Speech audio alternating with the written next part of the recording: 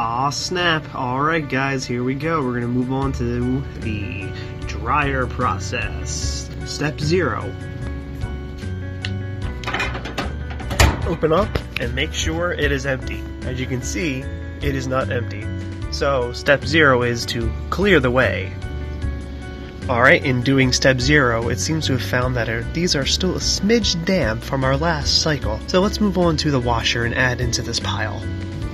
Okay, so we are done, and we are not locked. So now we open up, and we transport, in this step, the clothing from here all the way over to in here. Let's go on and do it real fast. Alright, now that we completed that step, time to add in a dryer sheet. I would totally recommend these. I usually put in 2, that is 2 too many because 1 works beautifully.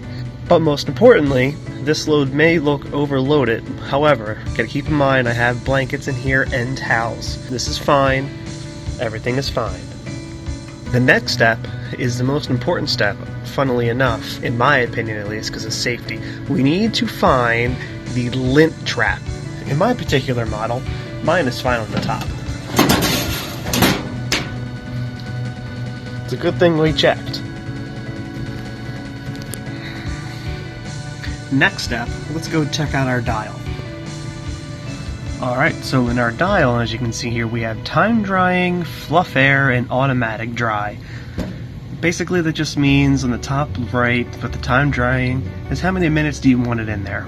The same thing for the fluff 2, those actual numbers are actual minutes, and whereas the automatic dry is just this vagueness. But in all honesty, that star actually usually is enough unless you put in too many covers, like I did last time because I was cleaning my bed sheets and blankets. Let's give it a turn as you see a click. Let's be OCD about it. And then just press the start. And now you're on your way to drying your laundry.